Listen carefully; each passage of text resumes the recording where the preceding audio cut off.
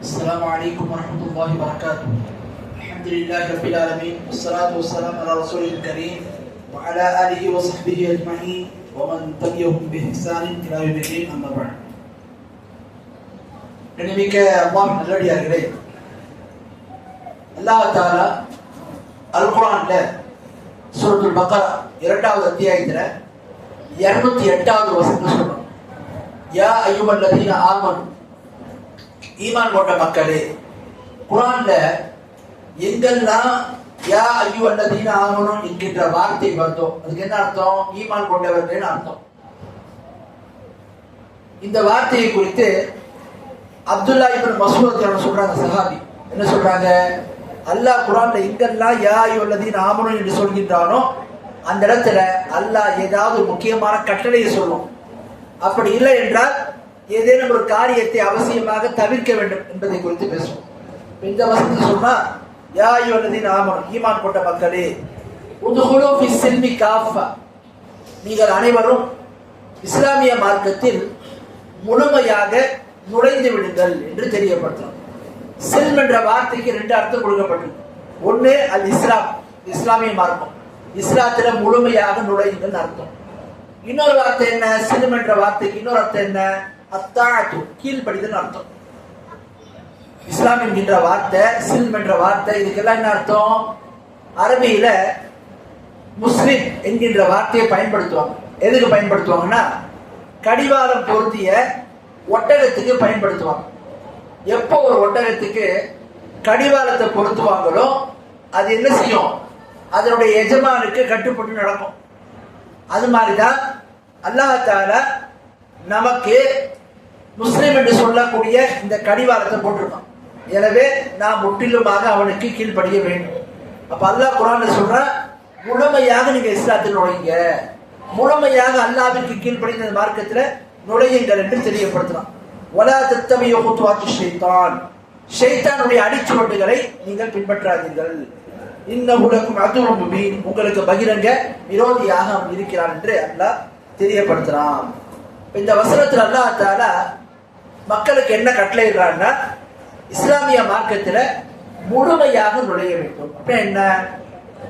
ஒருவர் இஸ்லாமிய மார்க்கத்துல இருக்கிறார்னா அவர் இந்த மார்க்கத்துல அனைத்து அம்சங்களையும், அது இபாதத்தா இருக்கட்டும் அல்லது நடைமுறை சார்ந்த அம்சங்களா இருக்கட்டும், ஹலால் ஹராம் தொடர்பான விஷயங்களா இருக்கட்டும், உணவு போன்ற விஷயங்களாக இருக்கட்டும், உரிமைகள் தொடர்பான அம்சங்களாக இருக்கட்டும், அனைத்திலும் அவர் இந்த மார்க்கத்தை பின்பற்ற வேண்டும். முழுமையாக இஸ்லாத்துல நுழையணும். இஸ்லாம் என்றால் வெறுமனே இபாதத்துக்கு மட்டும் உள்ள மார்க்கம் கிடையாது. இஸ்லாமிய மார்க்கத்துல இபாதத்துக்கு கொடுக்கக்கூடிய முக்கியத்துவம் மாதிரி மற்ற என்னென்ன விஷயங்களுக்கு முக்கியத்துவம் கொடுக்கப்பட்டிருக்கோ அது எல்லாத்தையும் ஒரு மனிதன் பின்பற்றி நடக்கும். மேலும் இந்த மார்க்கத்தை செயல்படுத்தும் போது தனக்கு சாதகமான விஷயங்களை செயல்படுத்துறதும், அவருடைய மனசுல எது பாதகமா தெரியுதோ அப்படிப்பட்ட விஷயங்களை தவிர்த்துக் கொள்வது தவறான ஒரு முறை. அதனாலதான் அல்லாஹ் சொல்றான், ஈமான் கொண்ட மக்களே, நீங்கள் இஸ்லாத்தில் முழுமையாக நுழையுங்க. அப்ப இஸ்லாமிய மார்க்கத்துல ஒரு முஸ்லிம் எப்படி இருக்க வேண்டும் என்றால், மார்க்க கடமைகள் சட்டங்களோடு சொல்லப்படுது, அது அவருக்கு பிடிக்குதோ இல்லையோ அத அவர் என்ன செய்யறாரு, இது என்னால முடியும் முடியாதுன்ற மாதிரி இது பண்ணக்கூடாது. ஒரு மார்க்கத்துல கட்டளை சொல்லப்படுதுன்னா, சட்டம் சொல்லப்படுதுன்னா அது என்ன செய்யணும்? அவரு பின்பற்ற வேண்டும், அதுக்கு கீழ்ப்படிய வேண்டும். அப்படி இருந்தா தான் இஸ்லாத்துல முழுமையாக நுழைய முடியும். அதனாலதான் அல்லாஹ் சொல்றான், இஸ்லாத்தில் முழுமையாக நுழைந்து விடு. இப்படித்தான் சஹாபாக்கள் இருந்தாங்க. அல்லாஹ் குர்ஆன்ல சஹாபாக்களை பத்தி சொல்றான். 2வது அத்தியாயத்துல 137வது வசனத்துல, ஃபஇன் ஆமனு பிமிஸ்லி மா ஆமன்தும் பிஹி ஃபகத் இஹ்ததவ் வ இன் தவல்லவ் ஃபஇன்னமா ஹும் ஃபீ ஷிகாக்.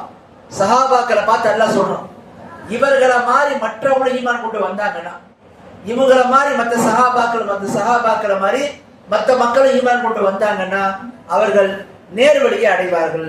அப்படி வரலன்னா அவர்கள் பிளவுகள்ல தான், கருத்து வேறுபாடுகளிலும் பிளவுகளிலும் தான் இருப்பார்கள் என்று அல்லாஹ் தஆலா சொல்றான். அப்போ சஹாபாக்கள் எப்படி ஈமான் கொண்டு வந்தாங்க? தனக்கு சாதகமானது பாதகமானது, இது எனக்கு பிடிக்கும் எனக்கு பிடிக்காது அப்படிலாம் பார்க்கல. மார்க்க கட்டளை ஒன்று வந்தா அதை அவங்க செயல்படுத்தினாங்க. இதற்கு சில உதாரணங்களை பாருங்க. அபூபக்கர் சித்திக் ரலியல்லாஹு அன்ஹு குறித்து அல்லாஹ் தஆலா குர்ஆன்ல ஒரு வசனத்தை இறக்குறான். 24வது அத்தியாயத்துல 22வது வசனம், வலா யஅத்தில் உலில் ஃபضل மின்கும் வஸ்ஸா ஐ உலில் குர்பா வல் மசாகின் வல் முஹாஜிரின் ஃபீ சபீலில்லாஹ் வல்யஃபு வல்யஸ்ஃபஹு அலா துஹிப்பூன அன் யக்ஃபிரல்லாஹு லக்கும் வல்லாஹு கஃபூருர் ரஹீம். அல்லாஹ் சொல்றான், யாருக்கு அல்லாஹ் வசதி வாய்ப்பையும் சிறப்பையும் கொடுத்திருக்கிறானோ அவர்கள் அவங்களுக்கு வழங்கப்பட்ட செல்வத்தை என்ன செய்யறாங்க? ஏழைகளுக்கு, அதே மாதிரி உறவினர்களுக்கு, ஹிஜ்ரத் செய்தவங்களுக்கு, அல்லாஹ்வுடைய பாதையில ஹிஜ்ரத் செய்தவங்களுக்கு கொடுக்கிறாங்க. ஆகவே அவர்கள் இனி தரவே மாட்டேன் என்று சொல்ல வேண்டாம். யாருக்கு அல்லாஹ் செல்வத்தை கொடுத்திருக்கிறானோ அவர்கள் அந்த செல்வத்தை உறவினர்களுக்கும் ஏழைகளுக்கும் அல்லாஹ்வுடைய பாதையில என்ன செய்தாங்க? ஹிஜ்ரத் செய்து வந்த மக்களுக்கும் கொடுத்து வந்தாங்க. இனி கொடுக்கவே மாட்டேன் என்று சொல்ல வேண்டாம், மன்னிக்கட்டும், அவங்களுடைய பிழைகளை விட்டுடட்டும். அல்லாஹ் உங்களை மன்னிப்பதை நீங்கள் விரும்ப மாட்டீர்களா என்று அல்லாஹ் இந்த வசனத்தை கேட்கிறான். இந்த வசனம் எப்ப இறங்குச்சு என்று பாத்தீங்கன்னா, சுருக்கமா ஆயிஷா ரலியல்லாஹு அன்ஹா அவர்கள் மீது முனாஃபிக்குகள், நயவஞ்சகர்கள் ஒரு கலங்கத்தை சுமத்துறாங்க. என்ன கலங்கம்? ஆயிஷா ரலியல்லாஹு அன்ஹா அவர்கள் அல்லாஹ்வுடைய தூதரோடு போர்க்களத்துக்கு போறாங்க. போய்விட்டு திரும்பி வரும்போது என்ன ஆகுதுன்னு சொன்னா, மதீனாவுக்குள்ள என்ட்ரி ஆகிறதுக்கு முன்னாடி சுருக்கமா ஒரு இடத்துல இரவு நேரத்தில் தங்க, பிறகு அங்கிருந்து ஆயத்தமாகணும் மதீனாவுக்கு புறப்படுது. அப்போ அதிகாலை நேரத்தில் என்ன பண்றாங்கன்னா, ஆயிஷா ரலியல்லாஹு அன்ஹா அவர்கள் தன்னுடைய இயற்கை தேவைக்காக வேண்டி தூரமா போறாங்க.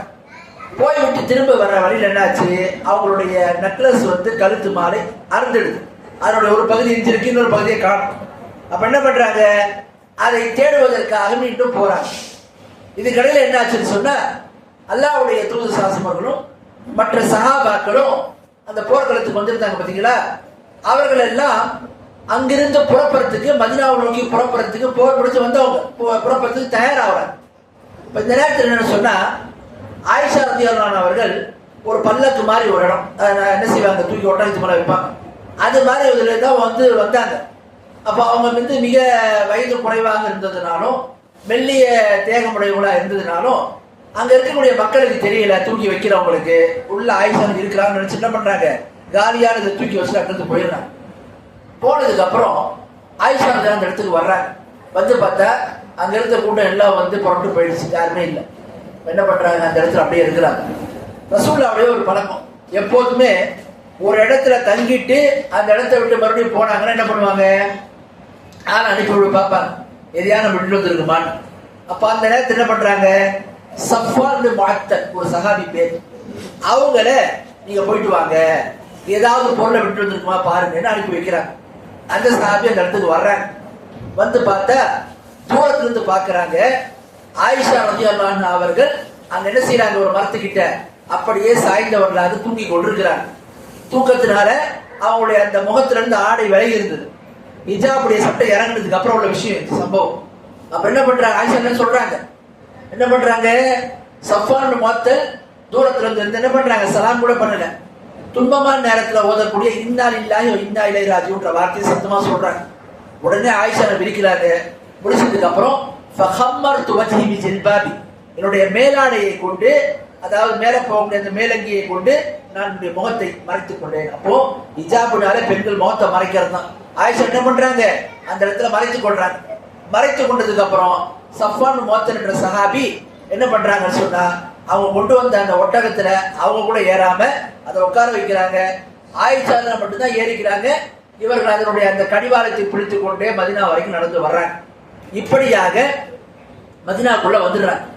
வந்த உடனே மதீனாக்குள்ள என்ட்ரு ஆகும் போது அந்த கூட்டத்தோடு சேர்ந்துடுறாங்க. போர்க்களத்துக்கு சென்ற அந்த கூட்டத்தோடு சேர்ந்துடுறாங்க.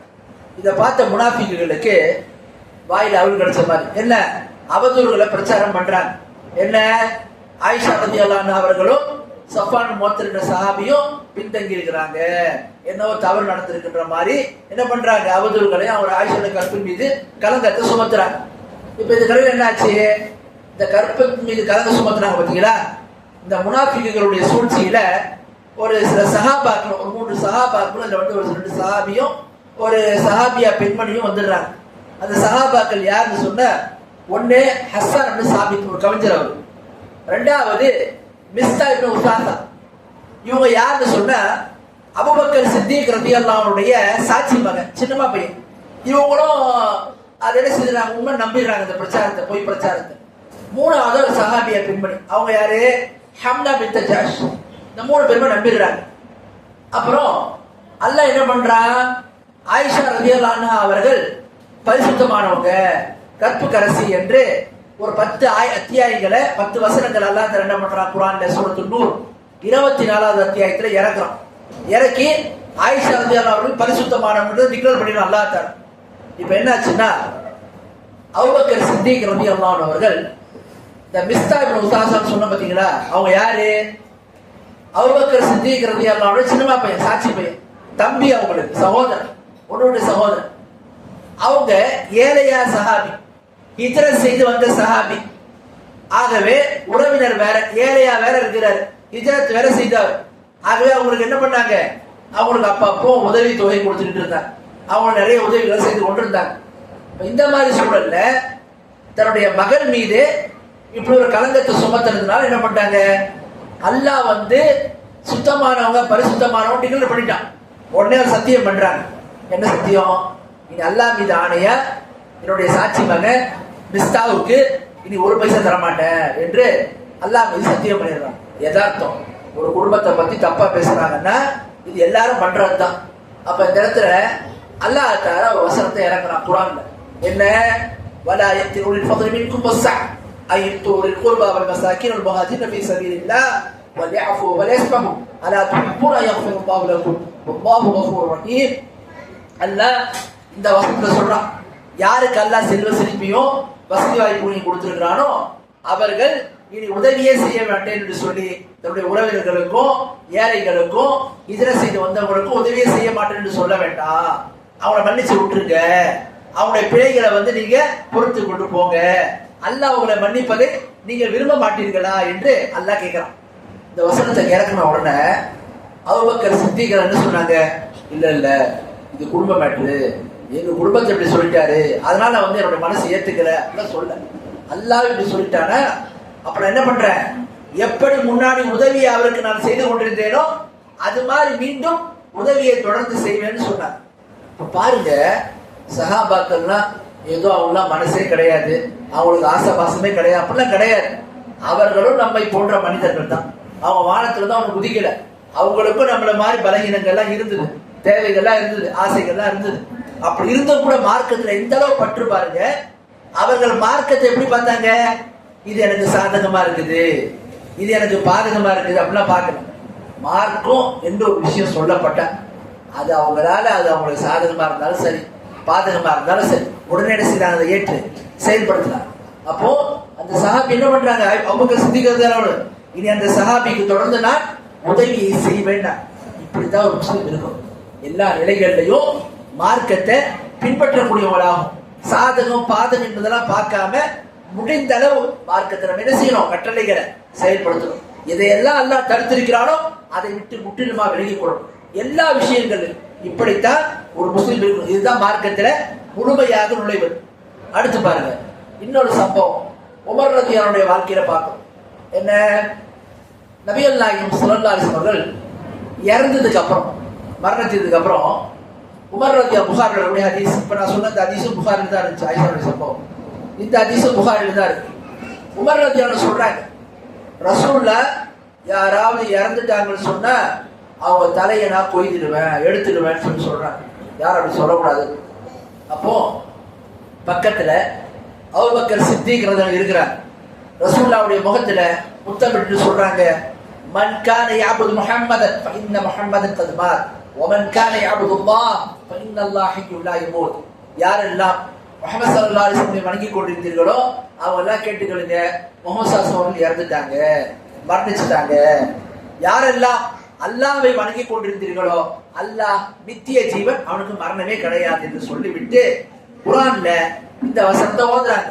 வமா முஹம்மதுன் இல்லா ரசூல் قد خلت من قبله الرسل أفإن مات أو قتل انقلبتم على أعقابكم ومن ينقلب على عقبيه فلن يضر الله شيئا فسيجزي الله الشاكرين. அல்லாஹ் குர்ஆன்ல 3வது அத்தியாயத்துல 144வது வசனத்தை சொல்றான், முஹம்மத் அல்லாஹ்வுடைய தூதரே அன்றி வேறு கிடையாது. அவங்களுக்கு முன்னாடியும் பல தூதர்கள் வந்தார்கள், வந்து அவர்கள் மரணித்து விட்டார்கள், அவங்க சென்று விட்டார்கள். அப்படி ஒருவேளை முகமது ஸல்லல்லாஹு அவர்கள் மரணித்து விட்டாலோ அல்லது கொல்லப்பட்டாலோ மக்கள் அவர்கள் வந்த இந்த மார்க்கத்தில புதிகால் வழியாக மீண்டும் இந்த மார்க்கத்துக்கு வெளியே போயிடுவாங்களா, பின்னங்கால் வழியாக மார்க்கத்துக்கு திரும்பி போயிடுவாங்களா? யார் ஒருவர் இந்த மார்க்கத்தை விட்டு அவர்கள் விலகி செல்வாரோ அவர் அல்லாஹ்வுக்கு எந்த இடரையும் தீங்கையும் ஏற்படுத்த முடியாது என்று அல்லாஹ் சொல்றான்.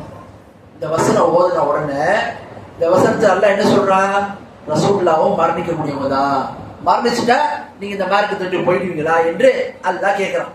இந்த வசனத்தை ஓதுன உடனே உமர் ரலியல்லாஹு அன்ஹு பாருங்க என்ன பண்றாங்க, இந்த இடத்துல சொல்றாங்க, எப்போது அபூபக்கர் சித்திக் ரலியல்லாஹு அன்ஹு இந்த வசனத்தை ஓதுனாங்களோ எனக்கு உறுதியாகி விட்டது அல்லாஹ்வுடைய தூதர் மரணிச்சுட்டாங்க. உமர் ரலியல்லாஹு என்ன நினைக்கல, ரசூலுல்லாஹ்வுக்கு மரணமே வராது, அவங்க எப்போதுமே இருக்கக்கூடிய அப்படின்னு நினைக்கவே இல்லை. ஏன் அவங்க இந்த மாதிரி சொன்னாங்க? இதை சில பேர் தப்பா விளையாண்டு சில வழிகள் என்ன பண்றாங்க, முதல்ல கொள்கை குழப்பம் எங்க தெரியுமா வந்துச்சு, உமர் தான் வந்துச்சு. என்ன கொள்கை குழப்பம்? ரசூலுல்லாஹ் மரணிப்பதை என்ன செஞ்சாங்க, அவங்க ஏத்துக்கிறாங்க மாதிரி சொல்றாங்க. அப்படி கிடையாது. நாத்திகனா இருந்தா கூட மரணம் என்பதை எல்லாருமே ஏற்றுக்கொண்டிருக்கிறாங்க. ரசூலுல்லாஹ்வுடைய மரணத்தை ஆரம்பத்துல உமர் ரலியல்லாஹு மறுக்கிறதுக்கு காரணம் என்ன? அதற்கு முன்னாடி பல சந்தர்ப்பத்துல ரசூலுல்லாஹ் மயக்கம் அடைந்தார், பிறகு தெளிவடைந்தார், பிறகு மயக்கம் அடைந்தார். அப்ப ரசூலுல்லாஹ் மரணிக்கிற அந்த தரவுகள் என்ன நினைச்சாங்கன்னா, இப்போதும் மயக்கத்தில் தான் இருக்கிறாங்க, மீண்டும் எழுச்சிடுவாங்க அப்படின்னு நினைச்சாங்க. அதுக்கப்புறம் அவங்களுக்கு உறுதியாவது மரணித்து விட்டாருன்னு சொல்லு. அப்பதான் சொல்றாங்க, எப்போ இந்த வசனத்தை அபூபக்கர் சித்திக் ஓதி காட்டினாங்களோ அப்போதே எனக்கு உறுதியாகி விட்டது ரசூலுல்லாஹ் மரணிச்சுட்டாங்க. மேலும் இந்த வசனத்தை கேட்ட மாத்திரத்துல என்னுடைய உடலை சுமப்பதற்கு என்னுடைய கால்களால் முடியல, எங்கே நான் மயக்கம் அடைந்து கீழே விழுந்து விடுவேனோ என்று நான் பயப்பட்டேன், அஞ்சினேன்னு சொல்றாங்க. அப்போ இங்க இருந்து பாருங்க, நான் சொல்லிட்டேன் அதான் மார்க்கம், அதுக்கு மாத்தமா நான் என்ன சொல்ல மாட்டேன் அப்படிலாம் கிடையாது. ஒரு உண்மையான முஸ்லீம் எப்படி இருக்கணும், உண்மையான முஸ்லீம் எப்படி இருக்கணும், ஒரு விஷயம் நம்ம தப்பா வழங்கி வச்சிருக்கோம், மார்க்கத்துல இதுதான் சரின்னு சொல்லப்பட்டா அதை ஏத்துக்கணும். நான் 25 வருஷமா இப்படிதான் இருக்கிறேன், நான் 30 வருஷமா இப்படிதான் இருக்கிறேன், நான் பிறந்ததுல இருந்தே இப்படிதான் இருக்குதான் மார்க், இது ஒரு முறையா இது சொல்லக்கூடிய மார்க்கமா? மார்க்கம் அப்படி கிடையாது. எவ்வளவு பெரிய சஹாபாக்கள், சொர்க்கத்துக்கு நன்மாரை கூறப்பட்டவங்க, அவர்களே மார்க்கத்துல ஒரு சில விஷயங்கள்ல மாற்றமான ஒரு நிலையில இருக்கும் போது இதுதான் உண்மை, இதுதான் ஆதாரம், இப்படிதான் மார்க்கம் சொல்றதுனோட என்ன செஞ்சிட்டாங்க, தன்னை மாத்திக்கிட்டாங்க. அப்போ ஒரு உண்மையான முஃமின் அப்படித்தான் இருக்க வேண்டும். அப்ப இஸ்லாமிய மார்க்கத்துல அல்லாஹ்வும் அல்லாஹ்வுடைய தூதரும் ஒரு விஷயத்தை சொல்லிட்டாங்க, நமக்கு தெரியுது இதுதான் சரியானது, இதுதான் ஹக்கானது சொல்ல அதை ஏத்துக்கணும். இந்த வாப்பா ஏத்துப்பாரா, இந்த அம்மா ஏத்துப்பாங்களா, குடும்பத்துல ஏத்துப்பாங்களா, அவங்க என்ன நினைப்பாங்க, சுத்தி இருக்கிறவங்க என்ன நினைப்பாங்க, நம்மள சுழு ஜமாத்த நினைப்பாங்க, அந்த ஜமாத்த நினைப்பாங்க, இதெல்லாமே மார்க்கம். மார்க்கம் ஒரு விஷயம் சொன்னா அதை ஏற்றுக்கொள்ள வேண்டும். அதைத்தான் மார்க்கம் நமக்கு தெரியப்படுத்துது. இதுல அவங்க பார்ப்பாங்களா, சொந்தக்காரன் ஒரு மாதிரி பேசுவாங்களா, கூட பிறந்தவங்க ஒரு மாதிரி பேசுவாங்க, பார்க்க வேண்டிய அவசியம் இல்லை. மார்க்கம் ஒன்று வந்துட்டா அதுதான் சத்தியம்னா அதை ஏற்றுக்கொள்ள வேண்டும், அதன்படி நம்ம நடக்கணும். அதை விட்டுட்டு வியாக்கானமோ நம்முடைய சொந்த கருத்துக்களையோ சுய வியாக்கானங்களையோ புகுத்தி விட்டு என்ன செய்யக்கூடாது, மார்க்கத்துக்கு முரணாக அந்த விஷயங்களை பேசக்கூடாது. அப்பதான் பாருங்க, மார்க்கம் ஒரு விஷயம் சத்தியம்னு தெரிய வரும்போது அதை ஏற்றுக்கொள்ள வேண்டும். அது யார் சொல்றாங்க, என்ன சொல்றாங்க என்று பார்க்கிறது கிடையாது. இப்ப உமர் நினைக்கல, அபூபக்கர் சித்திக் ரலியல்லாஹு அன்ஹு யார் தெரியுமா, நானும் சொர்க்கத்துக்கு நன்மாரை கூறப்பட்டவன், எனக்கும் தனி அதிகாரம் இருக்கலாம் சொல்லல. சில விஷயங்களை கருத்து வேறுபாடு இருந்தாலும் இஸ்தியா சார்ந்த விஷயங்கள்ல தெளிவா சொல்லிட்டாங்க. இதுல இருந்து என்ன செய்யாது, ரசூலுல்லாஹ் மரணிச்சிட்டாங்க உறுதியாயிடுச்சு. உடனே என்ன பண்ணாங்க, ஏத்துக்கிட்டாங்க. ஆதாரத்தை தான் பார்க்கணும். மார்க்கத்துல குர்ஆன் சுன்னான்னு ஒன்று சொல்லப்பட்ட ஏத்துக்கணும். அதான் ரசூலுல்லாஹ் சொல்றாங்க பாருங்க, தரக்து ஃபீக்கும் அம்ரைன், உங்கள்கிட்ட நான் 2 விஷயத்தை இருப்பேன், லன் ததில்லு மா தமஸக்து பிமா கிதாபல்லாஹி வ சுன்னத்தி, அதை பற்றி படித்திருக்கும் காலம் எல்லாம் நீங்கள் வழி தவறவே மாட்டீங்க. ஒண்ணு என்ன, குர்ஆன் சுன்னா, இந்த 2 தான். இந்த 2 விட்டு வேறு வெளில போனா என்ன ஆயிடுது, நமக்கு பாதிப்புகளையும் மார்க்கத்தை விட்டு தூரமாகக்கூடிய நிலையத்தான் ஏற்படுத்தும். அப்படிதான் பார்க்கணும். அடுத்து பாருங்க, 3வது ஒரு சம்பவம். என்ன சம்பவம், புகாரியில நீங்க பாத்தீங்கன்னு சொன்னா 88வது நம்பர் ஹதீஸ்.